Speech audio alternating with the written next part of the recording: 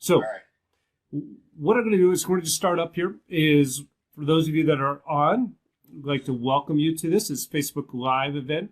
What we're doing is I've got here Ray Brim. He is an author. He helps. Well, Ray, you'll do your intro in just a second. But what we're doing, the technology looks a little crazy right now because what we wanted to do is have a Facebook Live two-person event, and then but it just didn't work out well. It's one of these things that we couldn't get it to work because of the verification process in Facebook. So what we're doing instead is we've got Ray on the laptop, we've got me on the phone, and we're just cranking ahead there. So for those of you who don't know me, I'm Caleb with homeschool-curriculum.org. We have a site with about 15,000 visitors a month and pretty good social media following. And I'm just focused on homeschooling, the homeschool lifestyle, and what that's all about. It's for people that want flexibility of homeschooling and yet are taking responsibility for how they can best educate their kids. Ray, you want to introduce yourself? Sure. Ray Brem here. I am a entrepreneur and an author, and I have definitely considered homeschooling, and this is a great fortuitous opportunity to talk about it because I think many people do. And the part that interests me, of course, is that the theme to what we're going to talk about today is who am I to homeschool? Because I think as entrepreneurs or even as authors, as people I work with that want to write their first book, it's this fear of the unknown that kind of holds you back. And if you could just get a little confidence or a little commitment in what you're doing, you can actually succeed, but you just got to get over that little hump, and I'm exactly the same way. Who am I to homeschool? I'd love to do it, but am I qualified? That's why I'm here today, to talk to you about that, Caleb. Yeah. It's pretty funny you say that because probably even half a year ago, who am I to post anything about myself on Facebook?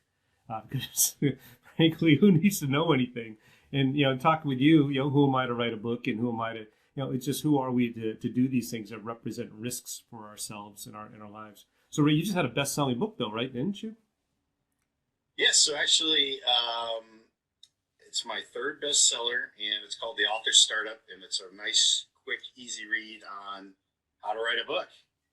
And I think I have 6 titles out there now, but it gets easier every time. And I think that's why I think the same thing is if I could homeschool once or for a month, I'd be more confident at it. And that's the idea behind my book is get that first book done, and you'll have a lot more confidence. And in fact, if I could put a plug in for my son just published a book called Dream Time at Stepping Stones.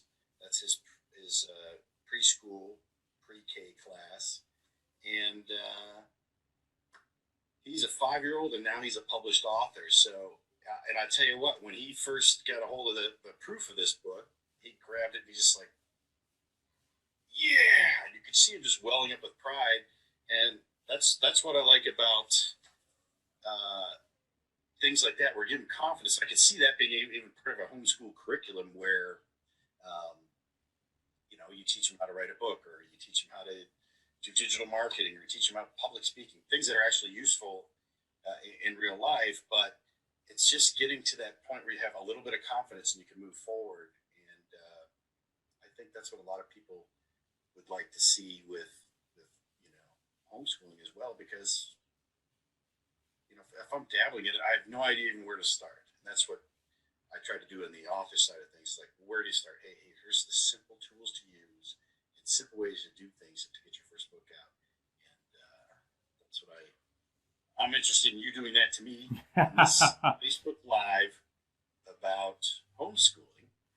And by the way, this is my debut on Facebook Live as well, so I'm getting off Someday Island as far as Facebook Live is concerned, and now I've done it. So All right, thank you for inviting me, and also thank you for having me on, because I got to have one day of work where I don't work in my pajamas.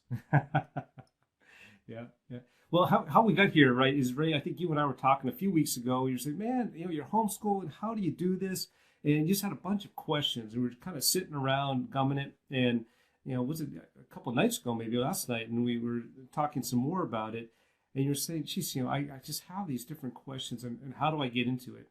And in fact, I take questions, calls like these on a weekly basis, and there are inquiries on a daily basis through the site. But what would you say is probably your biggest concern about homeschooling? I just, it's funny because if you take one side of the coin, you look at it and say, man, I would teach if, the schools don't do this. They don't teach this, this, this, and this, and they've got their own curriculum and all that. So on one side I say, man, I could, I'm very qualified to teach all these things, whether it's entrepreneurship, writing a book, or, public speaking or anything like that. But then there's this other side of you that says, oh my God, what if I miss something and I screw up my kid? Right? So Yeah. that's the kind of feeling like I think you have to get over that hump, at least in my mind, and I don't know how everybody else is, but in my mind, it's kind of like, how do I get over the hump that actually I'm not afraid I will screw something up to get to the point where then I actually start researching it, because you get this roadblock and say, well, I might just screw something up, so I'm not even going to look. And, so how do I do that? How do I know that I can teach the right things? Yeah, there's two ways that you can look at this, and one way is the way that can just make you feel comfortable, and the other one is where you can say, okay, pragmatically, how do I kind of engineer that solution to make sure I don't miss anything?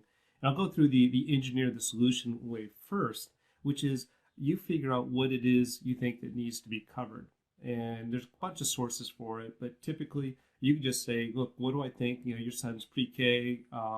What does he need to know? What do you think needs to be covered in the curriculum this time or for this year?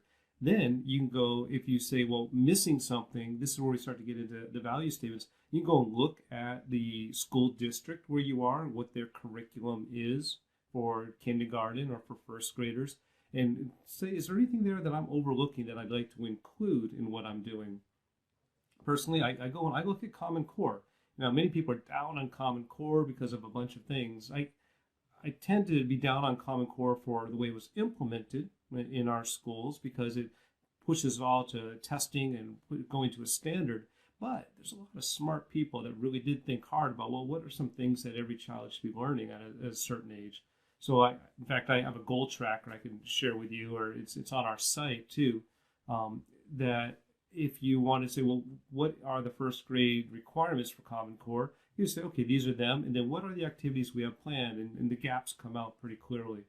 Um, on the other side, though, being comfortable, you say, well, geez, when I went through school, were there gaps in what I learned? Right? You must have missed something in your education growing up.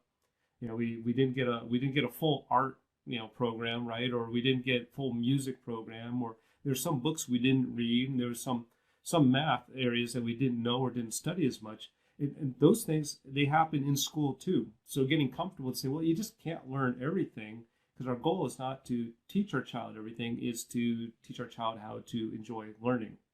And switching that around is where the child can say later on, I didn't learn that, but I know how I can go and figure that out. Just to add briefly, many homeschool students, their experience is that when they recognize they have a requirement, and you can hear about it a lot, like going to college or getting ready for something, and they have to brush up on something. Oh, we didn't realize we needed to know this for college. They are generally pretty good at digging in, figuring out what they need to know, studying up for that, and getting to a place where they are ready for that. Math is a prime example where that can happen. Yeah, so I think that's helpful. One question I have right when you said that, so these core curriculums that the schools have, they're just, what do they just post them online, or how are I think it's corestandards.org is where that is. And if you want to just verify that and punch that in, well, I share. Uh, the core curriculum is a national standard that a bunch of educators came together and said, what's appropriate learning for people at a certain time in their schooling. So first graders should be doing this type of things with writing, this type of reading, fiction, nonfiction, discussing it, reviewing it in a certain way. Math, and these types of skills, counting by tens, telling time. You get into third grade, it might be fractions. So they've written down really what they think are the standards that people should be learning across the board for our country. Now, the problem I have with that, though, is that we have 50 million kids in school, all learning the same standards. It even gets down to prescribing, for instance, what books should probably be read at this age. If we're reading the same 5 or 10 books at these years, then I worry that we might be homogenizing our classrooms rather than sitting there and say, well, geez, where's the uniqueness and the originality, which I think is part of why you're interested in homeschooling too, right? Is, you see that your son can really pursue some different areas and maybe come out on the other side of it with saying, you know what, my kid's really creative and he's going to bring solutions and make things and produce stuff for other people in the country. He'll be a contributor maybe rather than a consumer. Yeah, I completely agree with that point. I mean, the thing I do worry about is just this kind of this is what you're going to learn, and and this is right. And I like the piece where of course, that's what I felt like I got out of school is okay. I learned how to learn. I don't remember anything, right? Mm-hmm. Some would argue that I definitely didn't remember anything from school, but Yeah. If you've got, because I think it's part of its motivation too. So getting my son and daughter to count to 10, I might get one to do it one way and one to do it another. For instance, my son, if I say, hey, can you throw that out? He'll say no. But if I say, I bet you can't throw that out in 10, you can't get to the trash can in 10 jumps from here, and he'll do it. So, how do you one size fits all in school? I think it learns. And the other thing I think too is that in school, you're getting me to recollect my childhood memories of like elementary school. And it's just like, there was an old commercial where they're like 8:01 a.m. already. You're just looking at that clock all day, going, when are we getting out of here? Yeah. And that just doesn't seem like any way to learn. I mean, well, and that's you probably learn just by your parents making sure you learned it at home anyway. Yeah. But I guess the overwhelming question is, okay, so back to who am I? So how do I? Okay, so I go look at a core curriculum. I say, what? I do know all that stuff, or at least up to whatever grade. Maybe I'm not going to teach calculus to my kids, but what? How do I get over that hump just to start researching and making it now a priority to do? And I think you've answered that. It's like, okay, take a look at what the schools are actually teaching because you probably know that stuff. Well, remember though, the way we got into this is you were talking about how do I make sure I don't miss anything. I actually go the other direction. I just go with, what do you think your child needs to learn? What's important to you, right? And rattle those off for me. What's important to you for your child to learn? And anybody that's online, if you want to write in the comments there, what do you think is important for your child at their stage in their life to learn? Because my argument is we don't really need the Common Core. We don't need the standard curriculum. We kind of know and we have a belief about what our children should be learning. So I don't know, rate 3 to 5 things. Yeah, I think for me, it's there's certain basic stuff. Obviously, math, English. My kids are fluent in English and Spanish, so just getting the grammar done on both Mm-hmm. would be important. But then there's things that they won't. I know they won't learn, and actually, I think I'm fairly good at is has to do with just getting it in positions where you actually do some public speaking and you get Mm-hmm. comfortable with it. You're not scared of it your whole life, or learning, and this would be a little bit at a little higher age, but maybe digital marketing. Yep. It's authoring a book. I mean, my son's ready to write his next book, a kid's book, and so those things that we can do to give them confidence, without just telling everybody that they should be confident, Mm-hmm. or let's actually take some action to give confidence. And my son's he's an expert at he creates all these a lot of kids, they create a lot of just complex things from Legos or shapes, or you give him anything to work with and he can create so the creativity, we know that stuff gets cut first if there's any school cuts, things like that. So those are the things I think they should learn. And of course, things like, that they'll never teach is entrepreneurship, passive income, calculating interest rates, things like that they, it seems like the powers that be don't want people to know. I think that's some things I want. So saying that, okay, now where do I go? Yeah, great point. And for the people that are watching, there's a time delay. So if there are things you think your child should learn, I'd love to see those comments there too. As we talk about that, the question that Ray started with is, what if I missed something as I decided to homeschool?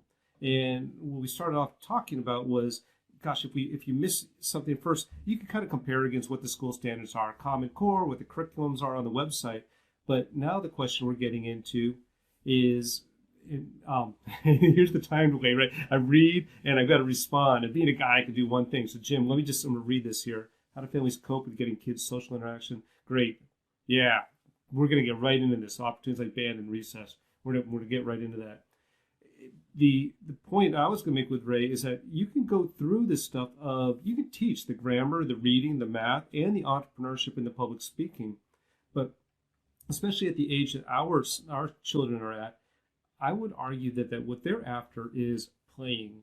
And that's what they need to do the most of, especially at the younger ages, is that because you have the social interaction, you have the building confidence, you learn negotiation as you work out who gets what when, right? You have some entrepreneurship if that's what they decide to do with their time. You may have theater, but the creativity stays there as long as they play rather than being that structure of school, as you talked about.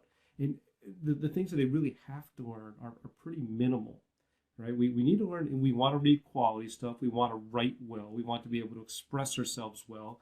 Math, we have to be able to figure out how to get here and there. But it doesn't all happen overnight. So you just say, I just want to start now with this. So Jim asked, how do families cope with getting kids social interaction when they're homeschooled? Well, in my example, I place play and being with others as a priority. So for instance, just this week, Monday was a gardening homeschooling group where they all get together and work on a garden and learn about that. I think that was about 6 hours, and it was a nice break, honestly. So they went off and did that. And then Tuesday or Wednesday, there was another activity that already escapes my mind, but David was certainly with somebody for 3 or 4 hours then. On yesterday or Thursday, yes, Thursday it was, somebody came over after school and hung out, and right now he's playing around with another kid that was in school during the day. And he went to the Museum of Fine Arts during the middle of the day to do work at the museum and happened to go with a neighborhood kid that's also homeschooled. So these kids, I think, are actually more social or more socialized than kids that are stuck in school because they're in this exchange all day long. And it's been absolutely wonderful to watch how a child is better able to respond to adults, communicate with results, assert themselves a little bit, and have those conversations. So the social interaction is really incredible for me. Opportunities like band are a great question depending on where you live. If you are thinking about band and music, first, depending on the age, is learning an instrument. And that can happen, of course, it starts at home with a little bit of practice. That's tutoring and some of the individual things. As you get into organized stuff like team sports and band, many states and many districts will allow homeschooled children to participate in the extracurricular activities, one. And secondly, many of these activities, take drumline, for example. My middle child was in drumline, and it wasn't a school-sanctioned drumline. It was drumline completely away from the school. It was, but they were high school and I think college kids in that. Maybe they're all high school kids. So more and more of these extracurricular activities aren't even happening in the school. And recess, my goal is recess all the time. So we do a little bit of work, take a break, a little bit of work, take a break, is the way we look at it. It's interesting. I because as you talk, I'm trying to picture how my elementary school life was, and you're right. I mean, like if you're struggling for 8 hours a day to just pay attention, you're going to get 1 or 2 hours of maybe of learning, and maybe you're going to just get that supplemented at home. The social interaction, you're not allowed to. Most of the time, you're not allowed to talk to the other kids except at recess and at lunch. And I hadn't even thought about that till you said that, but that's true because that's that question that Jim posed. Yeah, that's exactly the first thing that comes to mind is, well, how are they going to be social? And then of course the second thing is what am I missing? But those are two key things. So can you talk about that a little bit? I mean, because the idea of homeschooling, I think, at least for those of us that haven't researched it or even tried it, is that you're at home in your house, with a chalkboard teaching kid calculus. Yeah. And you're saying that there's groups or something where there is a social element, aside from the fact that they're actually allowed to be social most of the day instead of sitting quietly and facing forward at their desk. Yeah, I wish it would be more quiet sometimes. So when I want to do my writing and my work, this week's been crazy. I get up at 4:30 or 5 to do the work I like to do, and that's my quiet time, right? Because I can write and think, and I can create. And man, this kid, he's getting up at 5:30 or 6 these days. He comes out and he sits down beside me, and he pulls out his stuff, and he starts, he's got a list of things he needs to do during the day. And he starts writing, he starts his reading, but he talks the whole time while he does it. I'm like, I love to see you, man, but could you delay yourself by 2 hours? For anybody else that's online, please put other questions in there too as we add up to, as we continue through this, because I'd love to see your comments while Ray and I go through these questions. And Ray, I just drew a blank on the question. Yeah. So basically, it's. I want some confirmation about. So people are homeschooling. Do they bond together in groups? Communities. Yep. Is there once a month, once a day, once a week? Get together. So there's playtime with other kids, because I see that would be the thing lacking. As I drop my son off this morning, I see he's in there with the other kids, and they're looking, and they're kind of all happy to be there, at least with the other kids. I think that gets less and less as they get bigger, when they're not allowed to even look at the other kids until recess. But you tell me. Yeah, we a couple of things with that is, one, everybody has their own version of homeschooling. You'll find world schoolers that are traveling, unschoolers that say, look, we're not doing a curriculum at all. You have some people that buy a curriculum and they want to follow that curriculum straight out, so they'll stay right with it the whole time. For us, I reject the idea of school at home. And because it's just, why would you do that? If you're going to do school at home, let's just go to school and we can do that there. So in my mind, this world is full of opportunities. And our role as parent educators is to share those opportunities and those experiences with their children as much as possible. So the more we can get out and engage in that world, the better off for everybody. So for instance, we do have some time at home, because I also believe in the book I just read by Cal Newport called Deep Work. I believe in that deep work, that time that you're quiet and pensive, where you can create and be with yourself, where you get bored, and then you come out with some of your best material. But on the opposite end of that spectrum, absolutely, we get out of the house. Like I said, this gardening thing. We took the last 3 months, the winter months, skiing up in the mountains of New Hampshire. And our son, we went skiing with him every day. So I don't know if that's social or not, but certainly it's outside, it's physical. And then once a week, he went to a nature center where they had a homeschooling program there, and there were a couple other programs we had him into. But we went for what works for him. And for me, homeschooling is about meeting your child where they are. Yes, we're a type A household, so there's a little bit of pulling along about where we need to go. Maybe that's what supposed to do as parents. But there's this. You really decide about what your son needs. If he needs playtime all the time, that's great. There are others that may not need it as much. Our child, I believe, is highly social. He would play with people until 10 at night if he could. So it really matters what fits for your child. And I think that's what makes us so beautiful compared to, teachers, bless their hearts. They're trying to figure out how to make it work with 22 kids, meeting each kid where they are. And mathematically, for me, that's impossible. As parents, we have a hard enough time meeting our own children where they are individually. Teachers, they're pros at it. I mean, they do a great job. It's just we're able to do it a little bit better, probably with a little bit more, passion, because it's our kid that we're worrying about. This isn't a slam on schools. It's just what we're able to provide as opportunities. That's a great point. I think you and I had talked about it once. Offline as well, but the idea that, look, a teacher with 26 kids, that's an impossible task for them to show any, if you did the math for me, whatever the math comes out to, 4 minutes a day or something per kid, it's more than that. But the idea is like, okay, so if it's 26 into, let's say it's 20 minutes per kid per day or something. Mm. It's high, probably. I think it was 16 or 18 minutes. So if you can give 20 minutes of attention to your kid, specific to teaching them and making sure they understand what they're doing, you're already kind of matching the personal attention in 20 minutes versus an entire day. So that to me is an interesting point, and I bring it up because that's something that would give me confidence, saying, hey, if I can match, if I just give them undivided attention for 20 minutes or an hour or 2 hours, I'm far exceeding what the school could possibly do just because of the ratio of kids to teachers. And then it's a question of the curriculum. But back to that. So I do want to kind of jump to that because that's as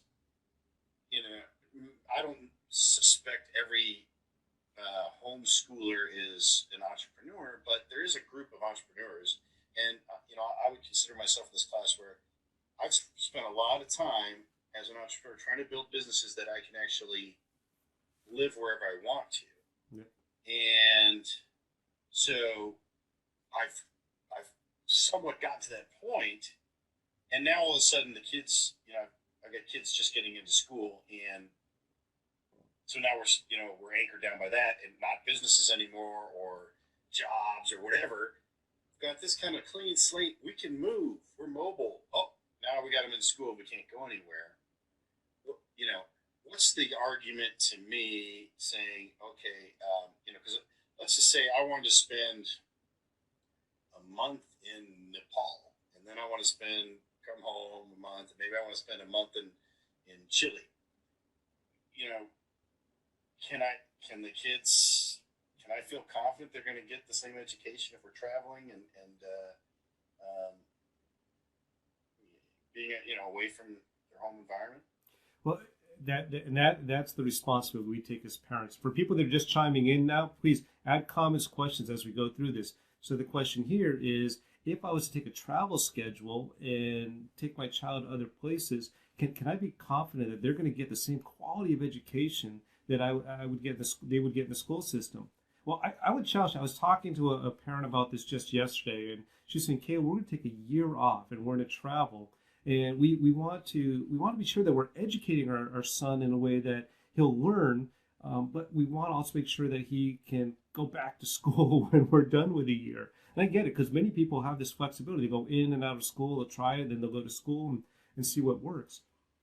What I'd suggest, though, is that your education would be even richer. Let's take your month in Nepal. As you go through what some of the different customs are, as you look at the history, as you understand the geopolitics of that area, maybe just the geology of the area, as you do maybe a little language learning to say, well, what are some of the words, what are some of the customs, and it becomes a different style of learning. And most people, at least from my side, learn better in experiential learning. So the more we can tee that up, and yes, you're right, maybe he won't get the math specifically that I was supposed to get, but I think you can probably cover that pretty well too, because the math that we do isn't that sophisticated, really at any age. If you wanted to learn calculus, I bet you could learn calculus. And what we're doing at the lower years are things that we could do. For instance, in our household, we do Khan Academy, and we do just 1% per day. And David, who is technically of first grade age in Massachusetts, is in the third grade, 40% through his third grade math in Khan Academy, just by doing 1% a day, just by applying yourself. And these are just little things that we do just for progress. So traveling. That's a good question. So what can I interrupt for a second? Go ahead. So how much time is 1% a day from Khan Academy? But you know what? This is really irritating. Today, it was about 30 seconds. Oh man, was I teed off? Because I'm not teeing this thing up right? So I say 1% a day, and we have a deal with him. He completes third grade math. He doesn't know. We're already planning to go, but if he completes third grade math, we've agreed we'll go to Disney World. And I think that's pretty cool. Third grade math in your first grade year, that works for me. We're already going to go, so. We go to this thing. Let's say just 1% a day. He's at 44% of the way through, and boom, that's done. And we'll do that. It takes nothing. We have him reading, for instance, and at first we said, hey, read whatever you want. I got tired of watching Big Nate and Captain Underpants and what are all the other stuff they're reading. So we pulled out. I just pulled some abridged books out, and he's reading 20,000 Leagues Under the Sea. It's an abridged version. There are maybe 30 chapters, 25 chapters, but what better than he just reads a chapter a day? And that I think there's 6-page chapters, maybe 10-page chapters, but works for me. And then he writes a little bit every day, 2 pages. His penmanship's improved. His punctuation is atrocious. We're working on that right now. But these things are all a little bit at a time. And one of the things you talk about traveling, we travel a bit. Like I said, we took off for 3 months. We're headed out next week to the Dominican Republic for a week and a half, 2 weeks. And we'll take some of this stuff with us. There's a grammar book we follow that works pretty well. And I have no idea what the grade level is. Just what's important is that we apply ourselves consistently every day. For those people that are on and watching and listening, please share your comments. Ray's asking questions. I'm answering them. But if you've got something there, just, I love the thumbs up, the likes. Those help. And just let us know where you want this conversation to go. Because Ray's sitting there saying, I'm not sure I'm ready to do this. And we're just exploring what this is of homeschooling as we kind of dissect that apart. How did you come up with, I guess the question would be, okay, I think I can do it. How do I figure out what to teach? And I know you said Khan Academy. I mean, are you just kind of got your core, are you setting quarterly, annual goals and saying, like you said, I think, 3rd grade level, if he gets to 3rd grade math, we're going to do this. So you're just, you're ahead of the curve, clearly. Yep. But, what would I do next to figure out what to teach? We designed a program, actually, and I've got kind of a framework that I follow, that I created out of this. And we talked about goal sheets earlier, and I come at it from the perspective first of what is the lifestyle that I believe that we're doing. And similar to you, I believe we need to be teaching entrepreneurship, self-reliance, self-directed learning, self-management, all these things that we need to be teaching, opportunities, creativity, nurturing creativity, developing your independence. And I created a framework of what this is by parsing back to say, well, what do I believe? What are the critical elements? And I looked for things that would address those critical elements that I want our son to learn. Secondly, I said to our son, what is it you're into? And being a 7-year-old boy, he said video games. So I went and looked for a way to, how do we incorporate video games into his learning? So part of what he does in his writing is the storyline, that story arc for a video game. And part of what he does for his drawing are characters for that video game. And then what we do is we bought a video game, I think it's lying around here somewhere, but a video game design type utility that he now designs some of the video games. So he's designing these, rooms within a world of the video game. So he gets his video games, I get my creative writing and my art, and I get some story development, and he gets to see this is how kind of the iterative creative process works. So for me, we built the framework. The first part was I identify what I want. We identify what he wants, and then I start to construct what are the things that we need to teach each of those areas. And then we put all those together, and then we had to do a backward pass, my wife and I, to say, is that too much? And we did. We signed up for too much at some times. We said, well, let's just back away from that and drop a couple of the activities. So, and I created a whole kind of program for this, and it's a course, actually. I've got registration going on for it right now. And I told you a little bit about that, but I call it the perfect homeschool day, because looking back at some points, I realized, these days are unfolding just how I want them to. We do a little bit of work in the morning, our creative time, and we go out and explore the world, and we come back, and it's all is good. We have that flexibility that I want, yet I feel that he's getting that quality education through our conversations and our experience in the world. Let me ask you this. You mentioned, I can relate in the type A family. And one, I think that's great because I think if you especially, I don't know if it's entrepreneurs that have type A kids or not, but I know I do. And that's another piece. It's like, I see him go to school, and as much as I don't want him to sit and obey and just be fed how to think, and that's why I'm interested in homeschooling, but does go there and behave, where he will, he'll stand up to me. My son, both kids will. And so, how do you, how do you do, kind of balance that? Because I do want him to be a type A, and I don't even mind him being with me. But how do you make sure the work gets done? And then also, what's the is there, if the husband and wife, is it balanced? How do you recommend doing that? As far as who teaches what, or even now I'm asking like three questions in one, or what do you do if you're not on the same page? Yeah, it's great that you bring this up. Two stories, and we'll see which way I go on this. One, I'm a carrot and stick guy, right? And I got this idea from this woman up in Vermont, and she tells me about her son who loves skiing, and he had the same deal. He wanted to ski 100 days this year, and so what she did, she said, look, before you can go skiing, you need to get these things done. And that's how we really got into self-regulating what he needed to get done. So there's this kind of carrot at the end of get your stuff done, because it's the world, right? That's what we as adults learn. I really got to do my stuff before I go out and do these other things. And we're just, as parents, we're role modeling that and holding them accountable to that. And the battles become less of, did you do this? Did you do that? You got to do this. It's like, hey, you can't do this until you do these other things. So however you want to do that. Now we need to modulate for, is it too much? Is it too hard? Do they bite off more than they can chew? And as they get older, they need to set more of those goals. Right? So my older kids, and this is outside of school, I say, well, what is it you're trying to achieve here? And then we set the goals and how we do that. The second thing you asked about parents and who does what in the household. I was at this homeschooling convention last week, and this is going to be a topic for a future Facebook Live. I'm waiting in line. We're buying the Jules Verne book, and this woman says, she goes, oh, so you help out with the homeschooling? And I said, yeah. And she said, oh, really? That's unusual. How much of it do you do? Well, a lot of it, and we probably share about equally. And I said, how about you? Does your husband help out? She goes, oh, no, not at all.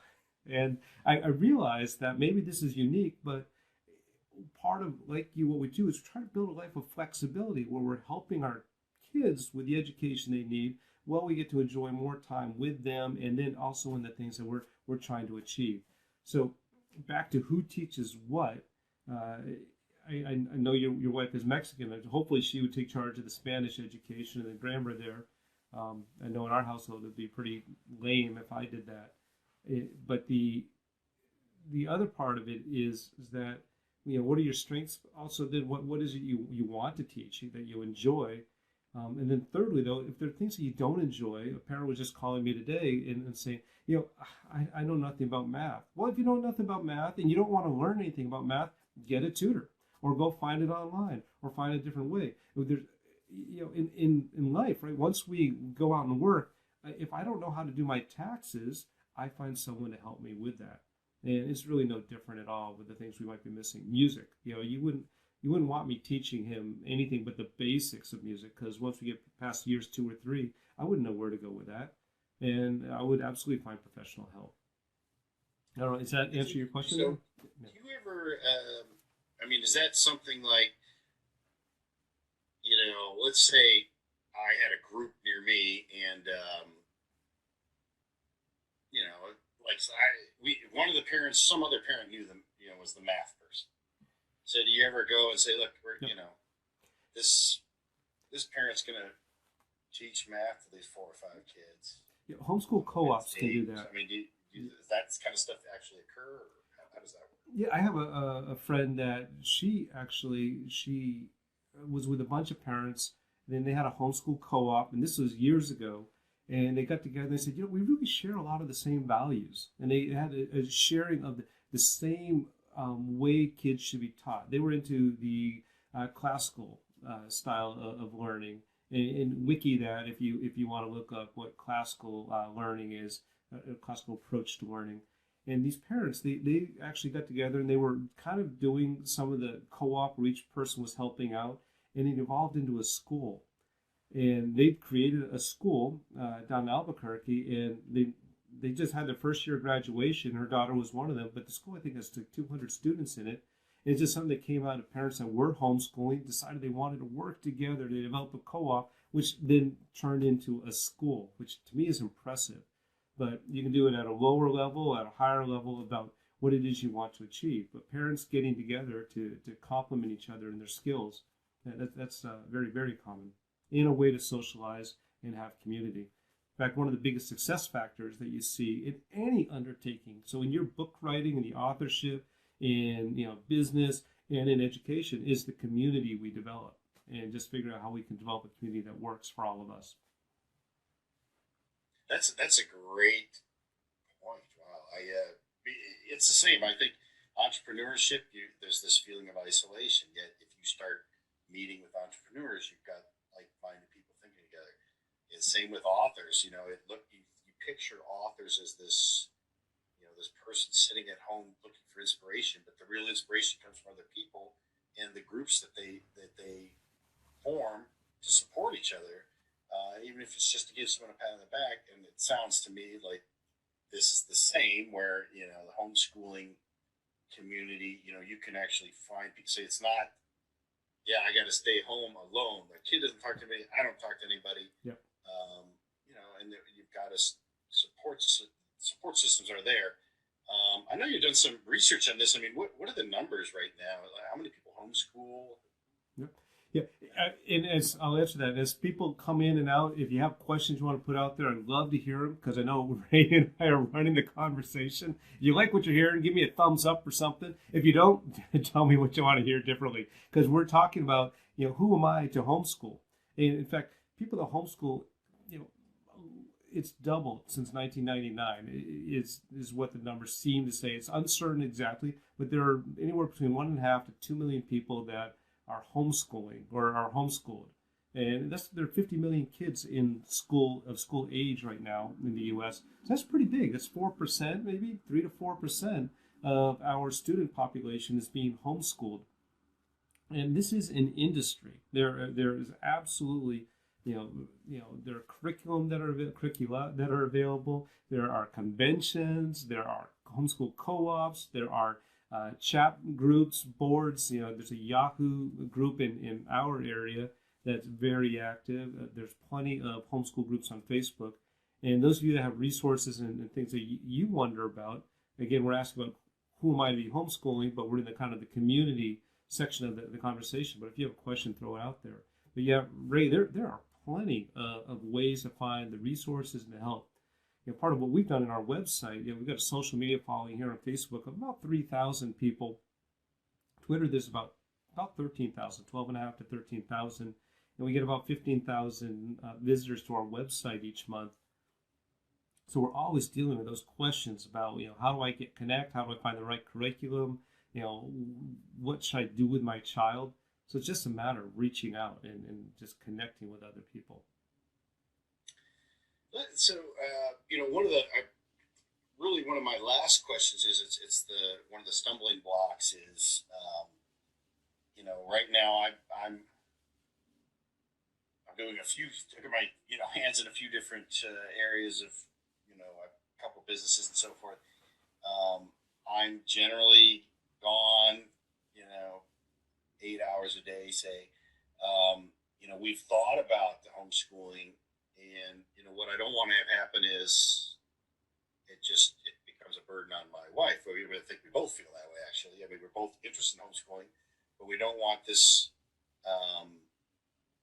balance of it to just become more work for her. And maybe that's maybe you address that in the perfect day. But if you give me a sample, I say, 2 hours a day less at work, or 1 hour, or I'm switching. What does that look like?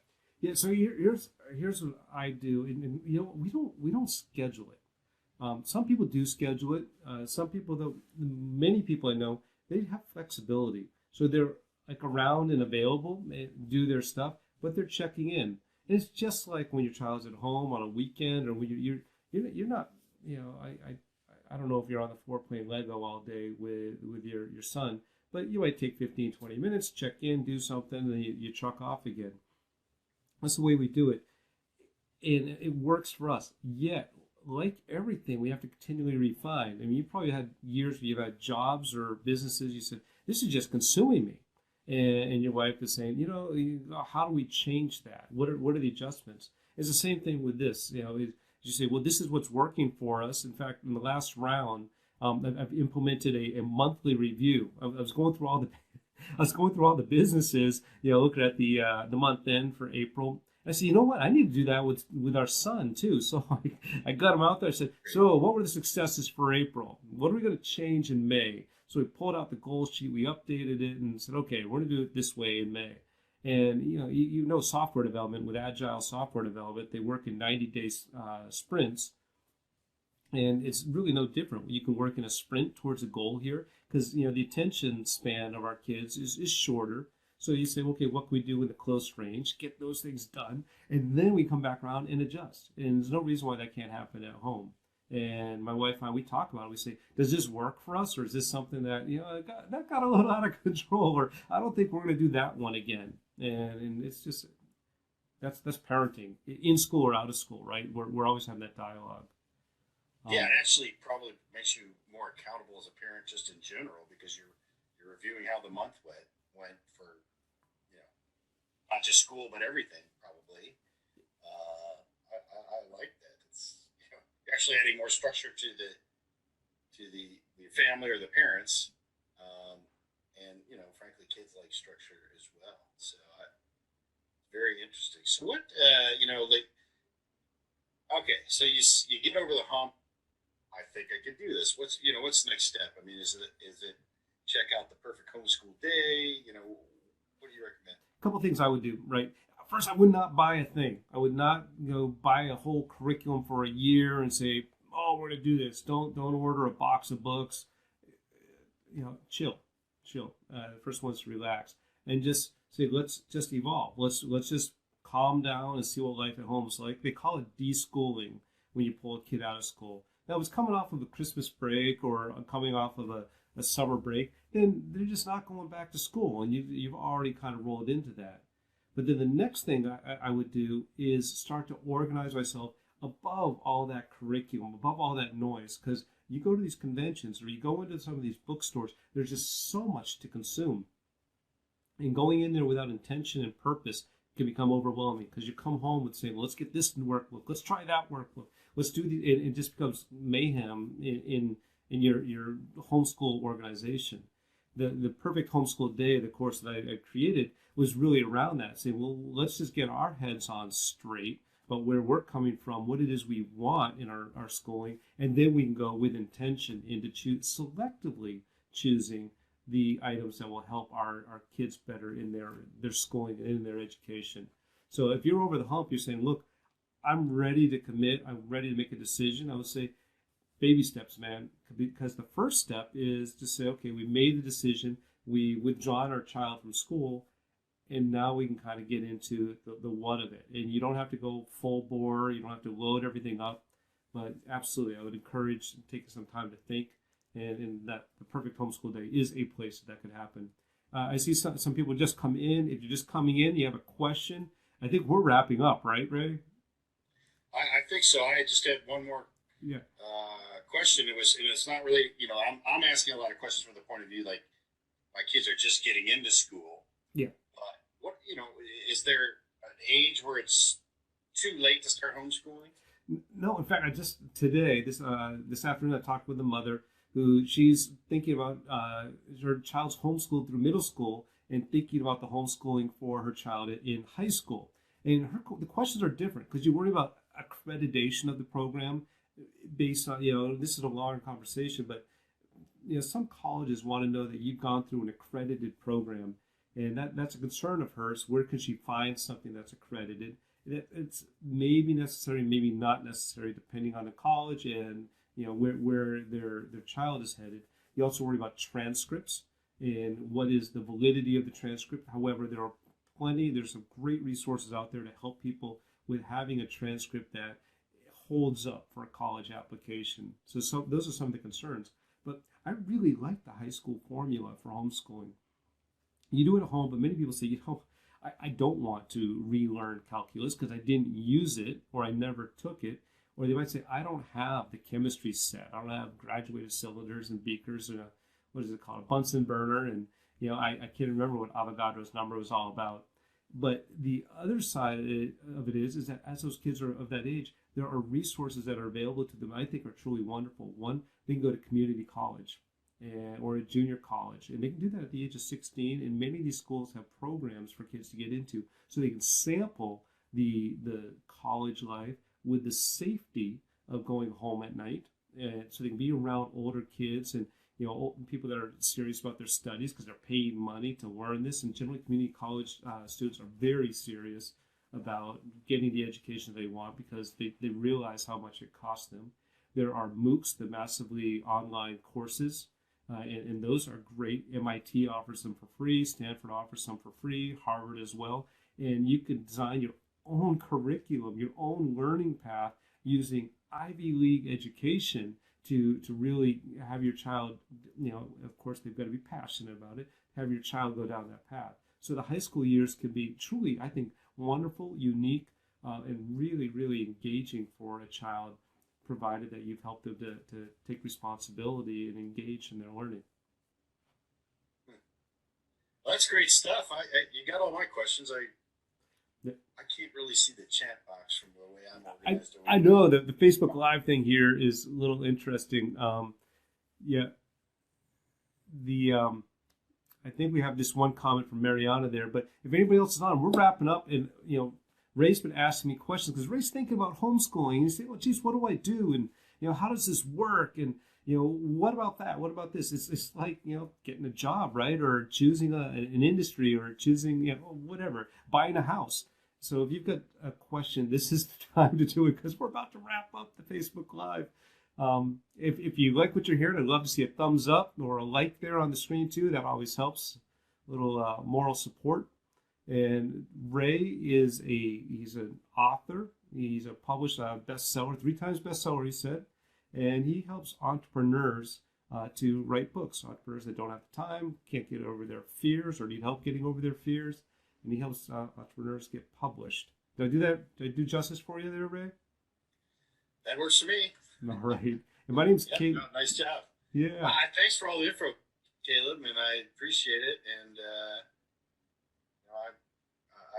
I love stuff like this where it just I almost consider this disruptive technology.